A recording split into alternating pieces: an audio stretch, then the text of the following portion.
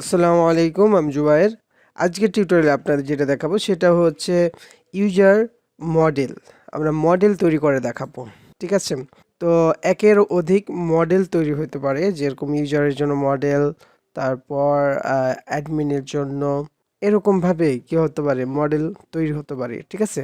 তো একাধিক মডেল তৈরি হতে পারে। তো আমরা কি করব, এখানে মডেলস যেটা আছে, মডেলস নামে একটা ফোল্ডার নিলাম রুটে, এবং এই মডেলের মধ্যে আরেকটা ফোল্ডার নিব, সেটা হচ্ছে অথের জন্য মডেলগুলো হবে।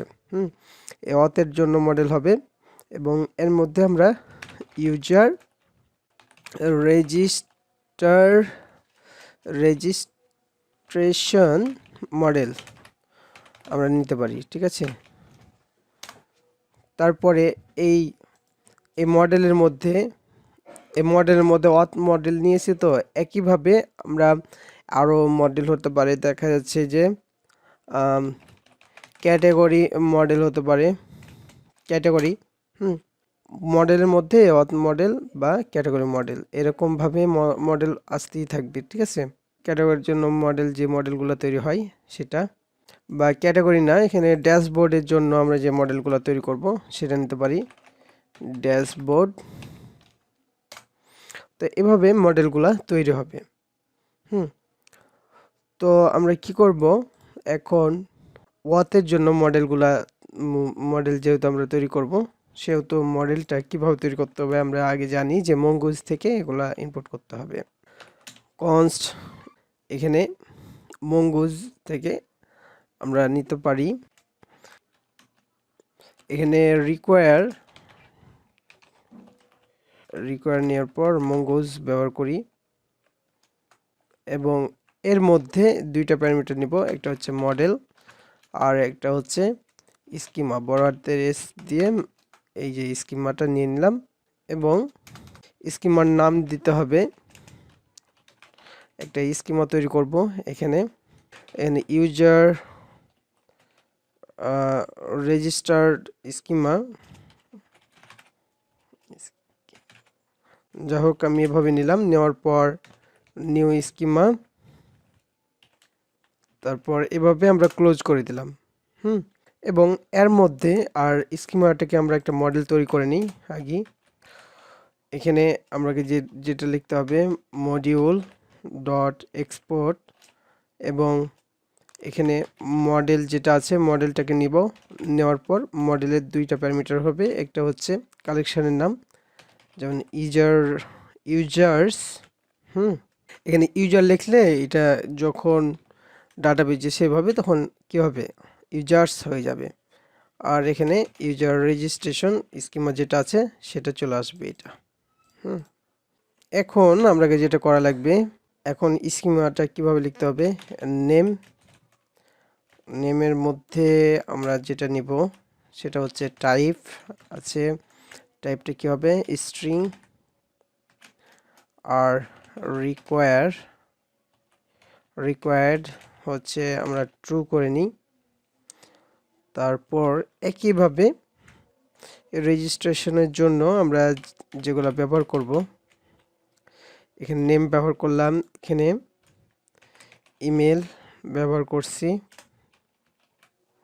তারপর পাসওয়ার্ড, তারপর ইমেজ,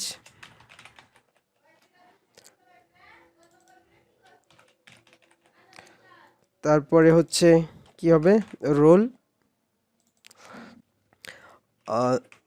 অ্যাক্সেস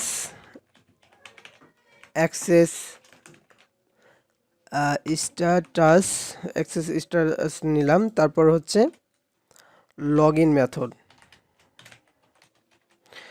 মেথডটা নিলাম।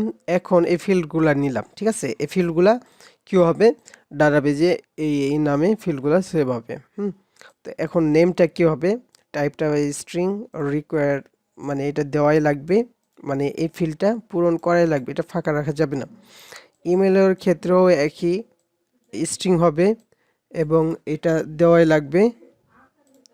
হ্যাঁ, আর আরেকটা কি, যে একই ইমেল বার মানে দুইবার, দুইয়ের মানে একের অধিক একই ইমেল সেম ইমেলটা কি করা যাবে না, ব্যবহার করা যাবে না। তার জন্য ইউনিক,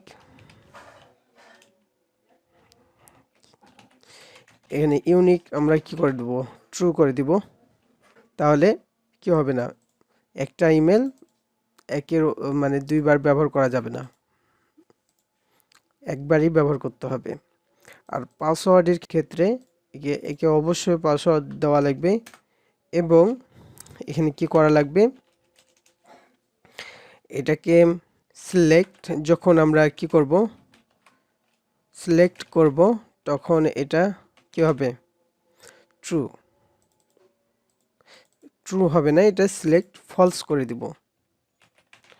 তাহলে কি হবে, যখন আমরা সিলেক্ট করব বলতে যখন আমরা একটা ডাটা নিব, তখন কি হবে, পাসওয়ার্ডটাকে আমরা পাবো না, পাসওয়ার্ড ফিল্ডটা আসবে না।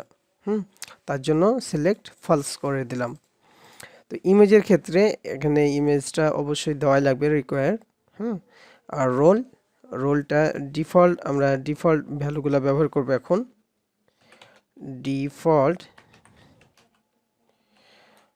ডিফল্ট হচ্ছে কি, ইউজার, যেহেতু আমরা ইউজার স্কিমা তৈরি করছি, হ্যাঁ, ডিফল্টভাবে এটা ইউজার হয়ে চলে আসবে। তারপরে যখন আমরা অ্যাডমিন প্যানেল থেকে এটাকে আপডেট করে দিব, তখন ওটা আলাদা কথা, তখন এটা কি হয়ে যাবে, সাব অ্যাডমিট করতে পারবো, ইউজারকে সাব অ্যাডমিট হিসাবে ব্যবহার করতে পারবো। আর অ্যাক্সেস ডিফল্টভাবে এটা কি থাকবে, আনব্লক থাকবে,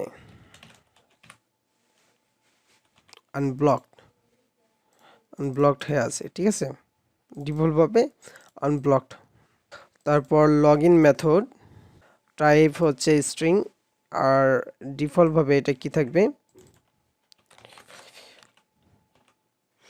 ডিফল্টভাবে আমরা এটা ডিফল্টভাবে ইমেলের মাধ্যমে এটা কি করবে, লগ ইন করবে। পরবর্তীতে যখন আমরা লগ ইনের সিস্টেমটা আমরা চেঞ্জ করব, তখন এটা আলাদাভাবে করে দেব, আপডেট হয়ে যাবে তখন।